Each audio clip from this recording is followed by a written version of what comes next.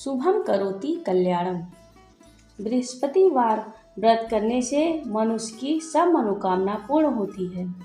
इसके व्रत करने से देवगुरु महाराज बृहस्पति प्रसन्न होकर व्रतकर्ता को विद्या, बुद्धि, धन, धान्य और पुत्र पौत्र आदि से संपन्न कर उसके सब मनोरथों को पूर्ण करते हैं। इसमें कुछ भी संदेह नहीं है।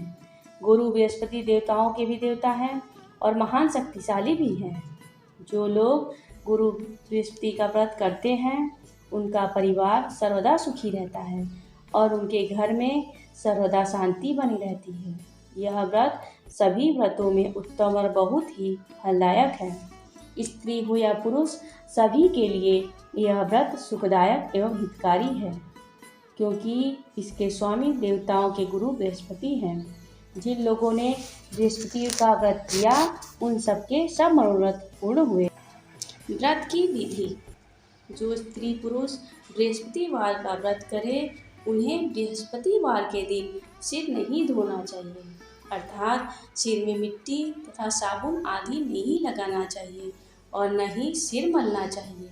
बृहस्पतिवार के दिन व्रती को एक ही समय का आहार करना योग्य है।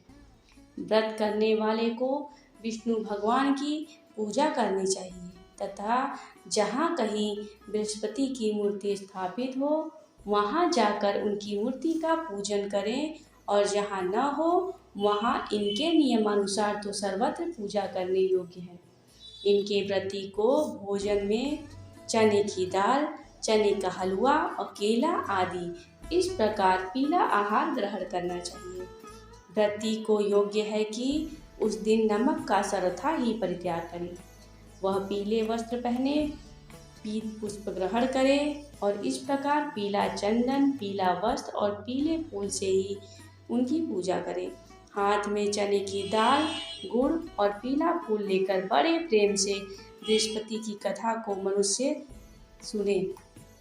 पीले वस्त्र में चने की दाल, बतासा और धातुओं में सोना अथवा पीतल लेकर बृहस्पति भगवान को अर्पण कर पूजा करें।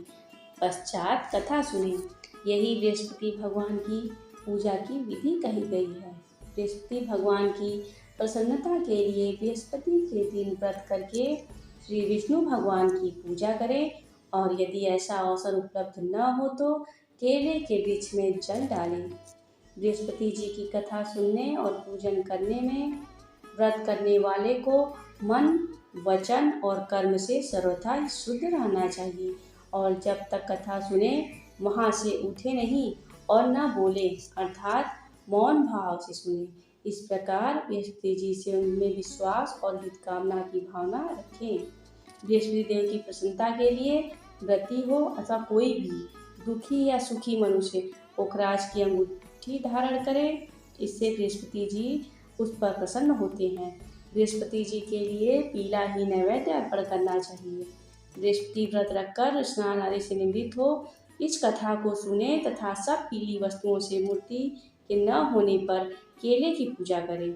इस प्रकार बृहस्पति जी को पीला के पेड़ा, गुड़, चने की दाल, पीला वस्त्र तथा पीला नैवेद्य अर्पण कर अपनी भलाई के लिए बृहस्पति का दर्शन कर उनसे प्रार्थना करें।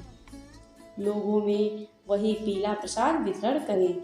इसमें श्रद्धा भक्ति सहित जिनकी जितनी शक्ति हो उसके समान ही पूजन करें तो इससे बृहस्पति भगवान प्रसन्न होते हैं।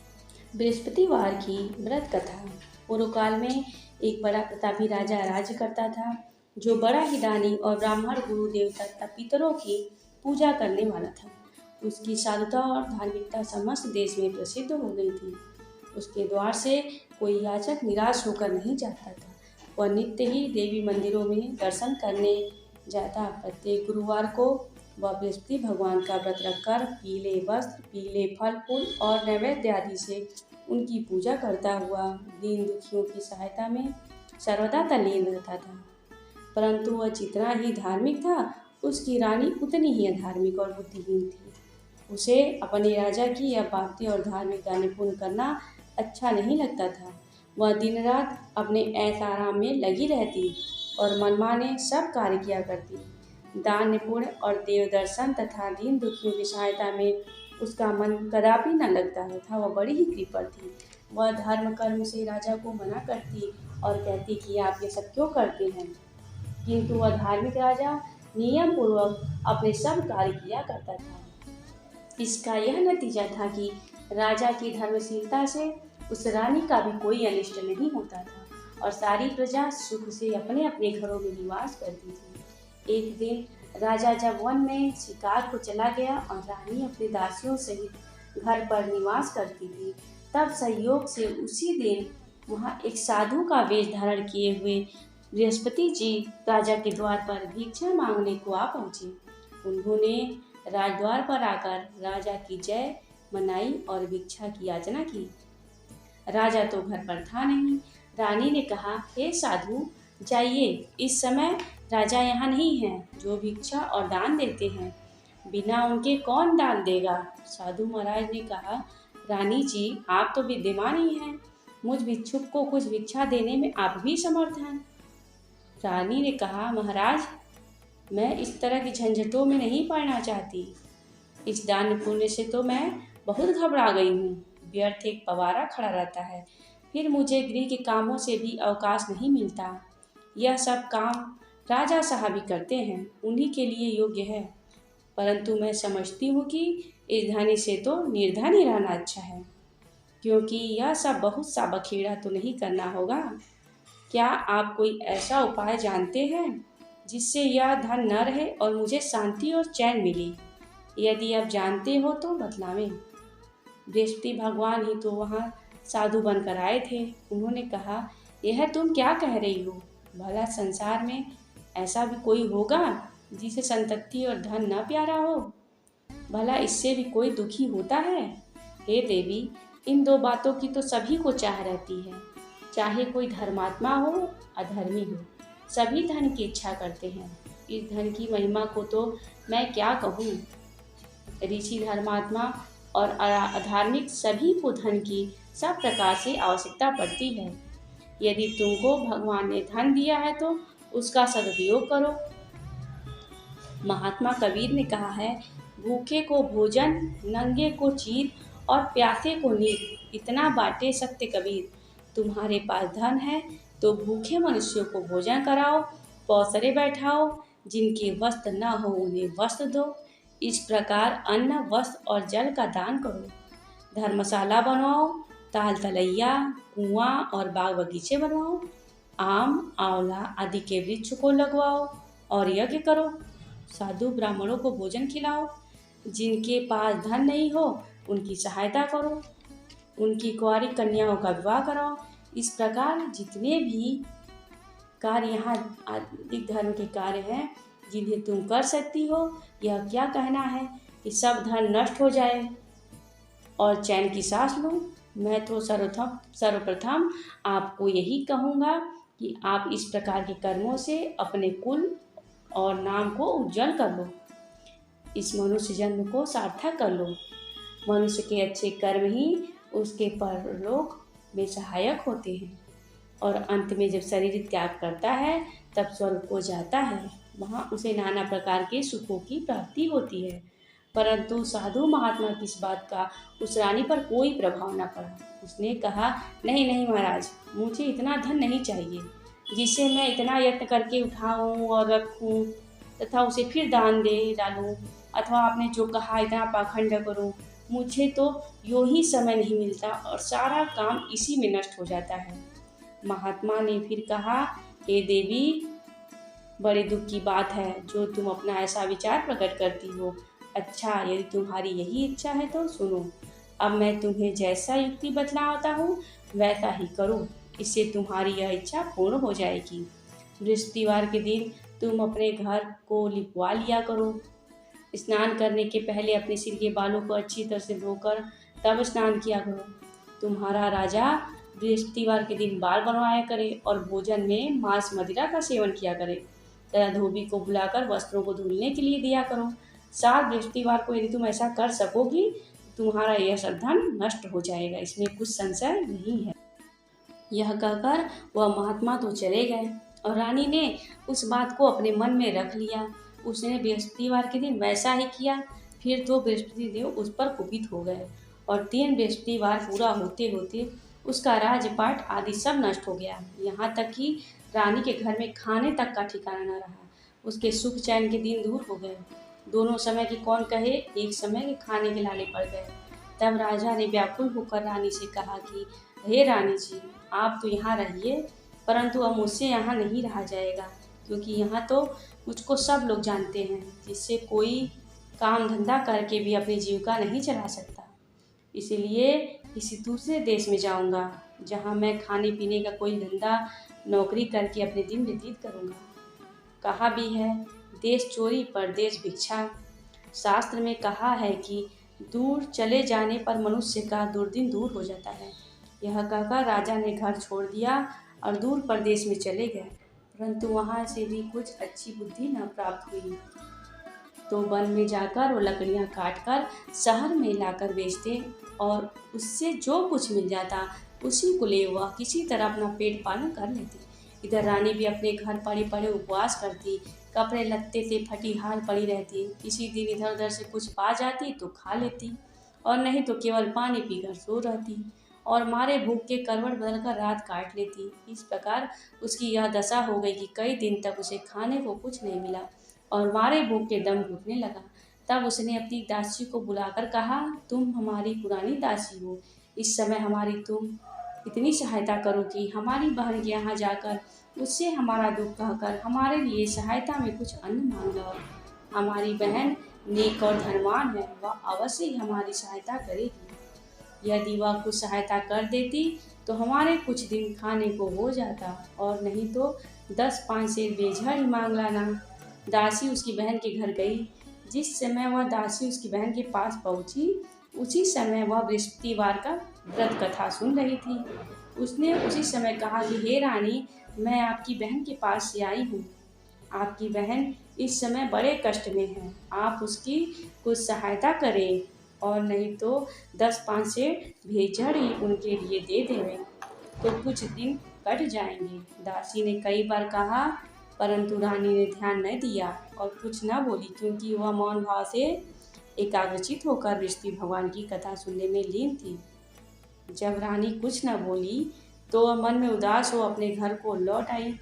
उस रानी के पास आकर दासी बोली, जिसने उसे भेजा था, और आकर रानी से कहा कि आपकी बहन तो बड़ी घमंडी है, वह सहायता और बेझड़ क्या देती है, उसने तो मुँह से एक बात भी न की। उसे सुन रानी ने कहा, यह उसका दोष नहीं है, यह सब अपने बुरे दिन की बात है। जब बुरे दिन आते हैं तब तीर भी पहाड़ बन जाता है और मित्र भी शत्रु हो जाते हैं, तथा कोई भी उस दुखी का साथ नहीं देता। इधर तो यह बात हुई। उधर जब वह रानी बृहस्पतिवार की कथा सुनकर उठी तो उसे ख्याल हुआ कि मेरी बहन की दासी आई थी और व्रत की कथा सुनने में मैंने उससे कुछ न बात की हो। इस बात को विचार वह किंचित शांत रही और जानकर भक्ति भाव से पूर्ण सप्रेम विष्णु का पूजन किया। उसने भगवान की पूजा की। विसर्जन कर वह सीधे अपनी बहन के घर गई और कहा कि हे बहन, तुम्हारी दासी मेरे पास गई थी, परंतु मैं बृहस्पतिवार का व्रत किए बैठी थी और मौन भाव से कथा सुन रही थी। उस कथा में जब तक कथा पूरी नहीं होती है नहीं बोला जाता और न ही वहाँ से उठा ही जाता है। इस कारण वह लौट आई और कहा, बहन, उसे आपने मेरे पास किस लिए भेजा था? रानी बोली, बहन, मेरे पास अन्न नहीं था। तुम तो जानती हो कि इधर हमारे घर की दशा बड़ी शोचनीय हो गई है, इसलिए मैंने दासी को तुम्हारे पास 5 सेर बेझड़ लेने को भेजा था, परंतु वह खाली हाथ लौट आई। मैंने सोचा कि तुम किसी काम में फंसी होगी, जिससे दासी को यूं ही लौटा दिया। रानी बोली, नहीं बहन, उसने तो मुझसे कुछ नहीं कहा था, परंतु यह क्या बात है, मैं तो समझती हूँ कि तुम्हारे घर में भी बेझड़ मौजूद है। तुम अपने घर में जाकर फिर देखो। अपनी बहन के ऐसा कहने पर रानी ने जब घर में जाकर देखा तो बेझड़ से बड़ा हुआ एक घड़ा मिल गया। अब तो रानी और बादी बहुत ही खुश हुई। बादी ने कहा, हे रानी, जो तो भोजन के अभाव में हम लोग नित्य ही व्रत करते हैं, इसलिए मेरी समझ में आता है कि यदि हम लोग इनसे अब विधि और व्रत कथा पूछ लिया जाए तो किया करें, तो कोई हानि नहीं होगी। रानी ने कहा, कोई हानि नहीं, अवश्य ही पूछ लिया जाए। रानी ने अपनी बहन के समीप बैठकर पूछा कि हे बहन, बृहस्पतिवार के व्रत का क्या विधान है और यह व्रत कैसे किया जाता है। उस धार्मिक रानी ने कहा, बहन, बृहस्पति भगवान की कथा में कोई विशेष झंझट नहीं करनी पड़ती। केवल चने की दाल और मुनक्का से विष्णु का केले की जड़ में पूजन करना चाहिए तथा वहाँ दीपदान भी करें, अर्थात दीपक जलावें। उस दिन पीला भोजन करें और कहानी सुने। ऐसा करने से गुरु बृहस्पति प्रसन्न होते हैं। उनकी प्रसन्नता से अन्न और धन पुत्र की प्राप्ति होती है तथा मनुष्य की सब मनोकामनाएं पूर्ण हो जाती है। यह सुनकर उस रानी और दासी दोनों ने निश्चय किया कि बृहस्पतिवार का व्रत अवश्य करेंगे। जब 7 दिन के बाद बृहस्पतिवार का दिन आया तो उन दोनों ने व्रत किया। तब चना और गुड़ कहाँ मिले, इसके लिए उन्होंने गुड़साल में प्रवेश किया और वहाँ से जाकर चना और गुड़ बीनकर ले आई और उस चने की दाल बनाकर गुड़ सहित जाकर केले की जड़ में विष्णु भगवान की पूजा की। इस प्रकार उन्होंने व्रत कर लिया, परंतु पीला भोजन कहाँ से प्राप्त हो। बेचारी रानी और दासी दोनों ही बड़ी दुखी थी, परंतु व्रत के प्रभाव से भगवान बृहस्पति तो बड़े प्रसन्न थे। इसलिए थालों में पीला भोजन लिए भगवान स्वयं उपस्थित हुए और दासी को देकर बोले, यह तुम्हें और तुम्हारी रानी दोनों के लिए है, अब इसी को भोजन करना। दासी प्रसन्न हो भोजन रानी के पास ले गई और सब बातें कहकर भोजन दिया। बांदी और रानी दोनों ने बड़ी प्रसन्नता से भोजन किया। फिर तो वह हर बृहस्पतिवार को व्रत रखती और देवगुरु बृहस्पति के लिए भगवान विष्णु की पूजा करती। इस पूजा से फिर वह रानी हो गई। उसके घर में ज्यों की त्यों सारी संपदा भर गई और दासी भी बड़ी धनवान हो गई। परंतु ब्रह्मा के लेख और कर्म की रेखा को मिटाना बड़ा कठिन होता है। रानी फिर आलसी हो गई। तब दासी ने कहा, देखो रानी जी, तुम पहले भी इसी प्रकार आलस्य करती थी, जिससे सब कुछ नष्ट हो गया। बहुत परिश्रम के बाद तुम्हारे ये सुदिन लौटे हैं। अब फिर वही आलस्य न करो। दीन जनों को दान देकर सब पुण्य कर्म करो। भूखों को भोजन और प्यासों को पानी दो। अवसरे बिठाओ। ब्राह्मणों को दान, मान, सम्मान और भोजन दो। रानी ने फिर खूब कर्म किया। उसका यश फैल गया। वह अपने पति राजा के लिए चिंता में पड़ी कि राजा कैसे होंगे। उसने गुरु बृहस्पति से राजा के मिलने की प्रार्थना की। भगवान ने रात्रि में राजा को स्वप्न दिया। राजा प्रातःकाल होते ही अपने देश को चला। मार्ग में उसकी बृहस्पति देव से भेंट हो गई और उन्होंने राजा से अपना व्रत करने को कहा। व्रत में चने की दाल, गुड़ और केले के वृक्ष में भगवान विष्णु की पूजा करने को कहा। राजा ने कहा, मैं तो लकड़हारे का काम करता हूँ, इतना पैसा कहाँ से आएगा जो यह सब विधि विधान से करूँगा। साधु के वेश में आए बृहस्पति देव ने कहा, अगले बृहस्पतिवार को व्रत करके तुम देखो तो सही, तुमको रोज से दुगना धन मिलेगा, जिससे तुम भली प्रकार से भोजन कर लोगे तथा बृहस्पति देव की पूजा का सामान भी आ जाएगा। और बृहस्पतिवार की कथा निम्न प्रकार से है। प्राचीन काल में एक ब्राह्मण था। वह बहुत ही निर्धन था। उसके कोई भी संतान नहीं थी। उसकी स्त्री बहुत मलिनता के साथ रहती थी। वह स्नान न करती, किसी देवता का पूजन भी न करती। प्रातःकाल उठते ही सर्वप्रथम भोजन करती, बाद में कोई अन्य कार्य करती थी। इससे ब्राह्मण देवता बहुत ही दुखी थे। बेचारे बहुत कुछ खाते थे, किंतु उसका कोई परिणाम न निकला। भगवान की कृपा से ब्राह्मण की स्त्री के कन्या रूप रत्न पैदा हुआ और वह कन्या अपने घर में ही बड़ी होने लगी। वह बालिका प्रातः स्नान करके विष्णु भगवान का जाप करने लगी। बृहस्पतिवार को व्रत करने लगी। अपने पूजन पाठ को समाप्त करके स्कूल जाती तो अपनी मुट्ठी में जौ भर के ले जाती और पाठशाला के मार्ग में डालती जाती। तब ये जौ स्वर्ण के हो जाते। लौटते वक्त उसको बीन कर घर ले आती। एक दिन वह बालिका सूप में उन सोने के जौ को फटक रही थी। फटक कर साफ कर रही थी। उसके पिता ने देख लिया और कहा, बेटी, सोने को जौ को फटकने के लिए सोने का सूप होना चाहिए। दूसरे दिन बृहस्पतिवार था। इस कन्या ने व्रत रखा और बृहस्पति देव से प्रार्थना करके कहा, हे प्रभु, मैंने आपकी पूजा सच्चे मन से की हो तो मेरे लिए सोने का सूप दे दो। बृहस्पति देव ने उनकी प्रार्थना को स्वीकार कर ली और रोजाना की तरह वह कन्या जौ फैलाती हुई जाने लगी। जब लौटकर जौ बीन रही थी तो बृहस्पति देव की कृपा से सोने का सूप मिला। उसे वह घर ले आई और उससे जौ साफ करने लगी, परंतु उसकी माँ का वही ढंग रहा। एक दिन की बात है, वह कन्या सोने के सूप में जौ को साफ कर रही थी। उस शहर का राजपुत्र वहाँ होकर निकला। इस कन्या के रूप और कार्य को देखकर मोहित हो गया।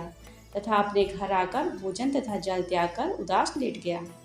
राजा को जब इस बात का पता लगा तो उसने अपने प्रधानमंत्रियों के साथ उसके पास गए।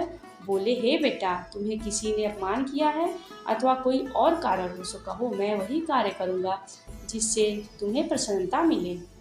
अपने पिता की राजकुमार ने बातें सुनी तो बोला, मुझे आपकी कृपा से किसी बात का दुख नहीं है, किसी ने मेरा अपमान नहीं किया है, परंतु मैं उस लड़की के साथ विवाह करना चाहता हूँ जो सोने के सूप में जौ साफ कर रही थी। यह सुन राजा आश्चर्य पड़ गया और बोला, हे बेटा, इस तरह की कन्या का पता तुम ही लगाओ, मैं उसके साथ तेरा विवाह अवश्य करवा दूंगा।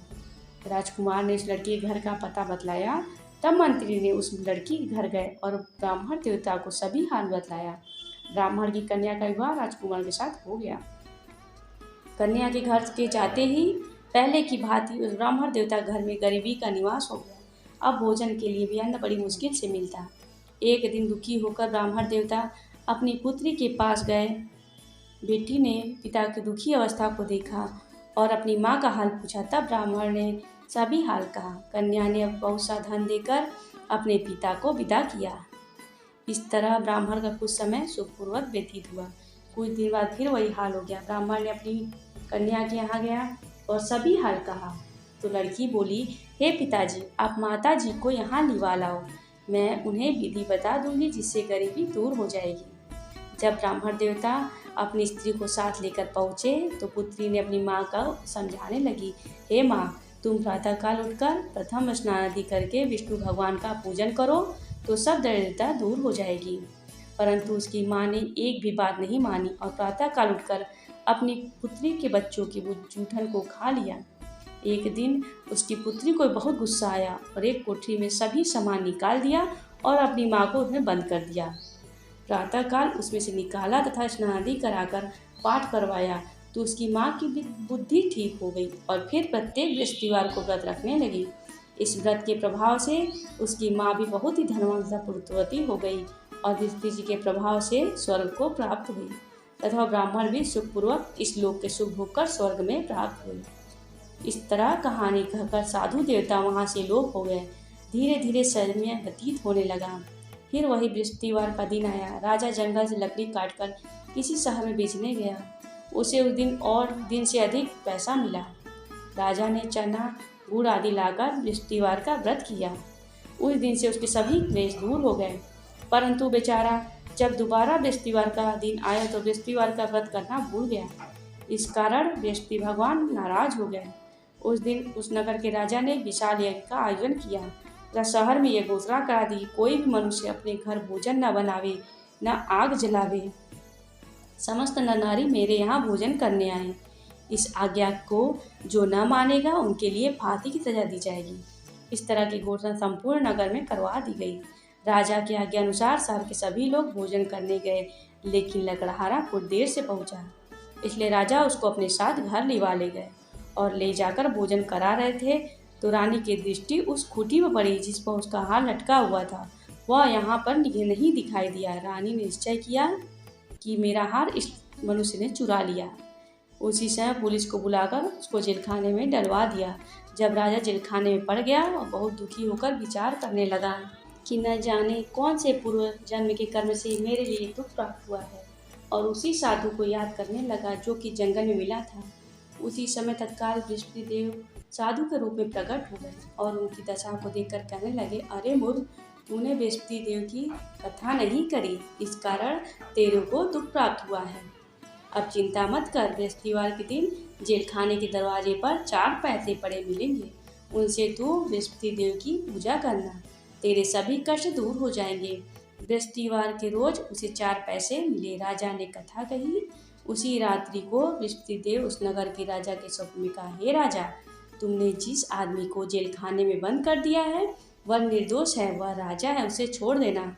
रानी का हार उसी खूंटी पर लटका हुआ है, अगर तू ऐसा नहीं करेगा तो मैं तेरे राज्य को नष्ट कर दूंगा। इस तरह रात्रि के स्वप्न को देख राजा प्रातःकाल उठा, खूंटी पर हार देखकर लकड़हारे को बुलाकर क्षमा मांगी तथा राजा को योग्य सुंदर वस्त्र आभूषण देकर विदा किया तथा गुरुदेव की आज्ञानुसार राजा अपने नगर को चल दिया। राजा जब नगर के निकट पहुंचा तो उसे बहुत बड़ा आश्चर्य हुआ। नगर में पहले से अधिक बाग, तालाब और कुएं तथा बहुत सी धर्मशाला थी। मंदिर आदि बन गई थी। राजा ने पूछा कि ये सब किसका बाग और धर्मशाला है। तब नगर के सब लोग कहने लगे, यह सब रानी और बांदी के हैं। राजा को आश्चर्य हुआ और गुस्सा भी आया। जब रानी ने खबर सुनी कि राजा आ रहे हैं तो उसने बांदी से कहा कि हे दासी, देख राजा हमको कितनी बुरी हालत में छोड़ के गए थे। वह हमारी ऐसी हालत देखकर कहीं लौट न जाए, इसलिए तू दरवाजे पर खड़ी हो जा। आज्ञा अनुसार दासी दरवाजे पर खड़ी हो गई और राजा आए तो उन्हें अपने साथ निभा लाई। तब राजा ने क्रोध करके अपनी तलवार निकाली और उसने पूछने लगे, यह बताओ कि यह धन तुम्हें कैसे प्राप्त हुआ है। तब उन्होंने कहा, हमें यह सब धन बृहस्पति देव की व्रत के प्रभाव से प्राप्त हुआ है। राजा ने निश्चय किया कि 7 रोज बाद तो सभी बृहस्पति देव का पूजन करते हैं, परंतु मैं रोजाना दिन में 3 बार कहानी कहा करूँगा तथा रोज व्रत किया करूँगा। अब हर समय राजा के दुपट्टे में चने की दाल बंधी रहती थी तथा दिन में 3 बार कहानी कहता। एक रोज राजा ने विचार किया कि चलो अपनी बहन के यहाँ हुआ में। इस तरह निश्चय कर राजा घोड़े पर सवार हो अपनी बहन के यहाँ चलने लगा। मार्ग में उसने देखा कि कुछ आदमी एक मुर्दे को लिए जा रहे हैं। उन्हें रोककर राजा कहने लगा, अरे भाइयों, मेरी बृहस्पतिवार की कथा सुन लो। वो बोले, लो हमारा आदमी मर गया है, इनकी कथा की पड़ी है। परंतु कुछ आदमी बोले, अच्छा कहो, हम तुम्हारी कथा अवश्य सुनेंगे। राजा ने दाल निकाली और जब कथा आदि हुई तो मुर्दा हिलने लगा तथा जब कथा समाप्त हो गई तो राम राम करके मनुष्य खड़ा हो गया। आगे मार्ग में उसे किसान खेत में हल चलाता मिला। राजा ने उसे देखा, उससे बोला, अरे भैया, तुम मेरी बृहस्पतिवार की कथा सुन लो। किसान बोला, जब तक मैं तेरी कथा सुनूंगा तब तक 4 हरिया जोत लूँगा। जा अपनी कथा किसी और को सुनाना। इस तरह राजा आगे चलने लगा। राजा के हटते ही बैल पछाड़ खाकर गिर गए और उसके पेट में बहुत जोर से दर्द होने लगा। उस समय उसकी माँ रोटी लेकर आई। उसने जब यह देखा तो अपने पुत्र से सब हाल पूछा। बेटे ने सभी हाल कह दिया तो बुढ़िया दौड़ी दौड़ी उस घुड़सवार के पास गई और उससे बोली, मैं तेरी कथा सुनूंगी, तू अपनी कथा मेरे खेत पर ही चल कहना। राजा ने बुढ़िया खेत पर जाकर कथा कही, जिसके सुनते ही वह बैल खड़े हुए तथा किसान के पेट का दर्द बंद हो गया। राजा अपनी बहन के घर पहुंच गया। बहन ने भाई की खूब मेहमानी की। दूसरे रोज प्रातःकाल राजा जगा तो देखने लगा कि सब लोग भोजन कर रहे हैं। राजा ने अपनी बहन से कहा कि ऐसा कोई मनुष्य है जिसने भोजन नहीं किया हो, मेरी बृहस्पतिवार की कथा सुन ले। बहन बोली, हे भैया, यह देश ऐसा ही है, पहले यहाँ लोग भोजन करते हैं, बाद में अन्य काम करते हैं। अगर कोई पड़ोस में हो तो देख के आती हूँ। वह ऐसा कहकर पड़ोस में देखने चली गई, परंतु उसे कोई व्यक्ति नहीं मिला जिसने भोजन न किया हो। अतः वह एक कुम्हार के घर गई जिसका लड़का बीमार था। उसे मालूम हुआ कि उसके यहाँ 3 रोज से किसी ने भोजन नहीं किया। रानी ने अपने भाई की कथा सुनने के लिए कुम्हार से कहा। वह तैयार हो गया। राजा ने जाकर बृहस्पतिवार की कथा कही, जिसको सुनकर उसका लड़का ठीक हो गया। अब तो राजा की प्रशंसा होने लगी। एक रोज राजा ने अपनी बहन से कहा कि हे बहन, हम अपने घर को जाएंगे, तुम भी तैयार हो जाओ। राजा की बहन ने अपनी सास से कही। सास बोली, हाँ चली जा, परंतु अपने लड़कों को लेके मत जाना, क्योंकि तेरे भाई की कोई औलाद नहीं होती है। बहन ने अपने भैया से कहा, भैया मैं तो चलूँगी, कोई बालक नहीं जाएगा। राजा बोला, जब कोई बालक नहीं चलेगा तुम क्या करोगी। बड़े दुखी मन से राजा अपने घर को लौट आया। राजा ने अपनी रानी से कहा कि हम निर्वंशी राजा हैं, हमारा मुँह देखने का धर्म नहीं है और कुछ भोजन आदि नहीं किया। रानी बोली, हे प्रभु, बृहस्पति देव ने हमें सब कुछ दिया है, हमें औलाद भी अवश्य देंगे। उसी रात को बृहस्पति देव ने राजा के स्वप्न में कहा, हे राजा, उठ, सभी सोच को त्याग दे, तेरी रानी गर्भ से है। राजा को यह बात सुनकर बड़ी खुशी हुई। 9वें महीने में उसके गर्भ से एक सुंदर पुत्र पैदा हुआ। तब राजा बोला, हे रानी, स्त्री बिना भोजन के रह सकती है, बिना कहे नहीं रह सकती। जब मेरी बहन आवे तुम उससे कुछ मत कहना। रानी ने कहा, हाँ हाँ, कुछ नहीं कहूँगी। जब रानी की बहन ने एक शुभ समाचार सुना तो बहुत खुश हुई तथा बधाई लेकर अपने भाई के यहाँ आई। तभी रानी ने कहा, घोड़ा चढ़कर आई तो नहीं गधा चढ़ी आई। राजा की बहन बोली, भाभी मैं इस प्रकार ना कहती, तुम्हें औलाद कैसे मिलती। बृहस्पति देव ऐसे ही हैं, जैसे जिसके मन में कामनाएं होती हैं सभी को पूर्ण करते हैं। जो सद्भावना पूर्वक बृहस्पतिवार का व्रत करता है एवं कथा पढ़ता है अथवा सुनता है और दूसरों को सुनाता है, बृहस्पति देव उसकी सभी मनोकामनाएं पूर्ण करते हैं। भगवान बृहस्पति देव उनकी सदैव रक्षा करते हैं। संसार में सद्भावना से भगवान जी का पूजन व्रत सच्चे हृदय से करते हैं तो उनकी सभी मनोकामनाएं पूर्ण करते हैं। जैसे सच्ची भावना से रानी और राजा ने उनकी कथा का गुणगान किया तो उनकी सभी इच्छाएं पूर्ण बृहस्पति देव ने किया। इसलिए सब कथा सुनने के बाद प्रसाद लेकर जाना चाहिए। हृदय से उनका मनन करते हुए जयकारा बोलना चाहिए। बोलो बृहस्पति देव की जय, विष्णु भगवान की जय।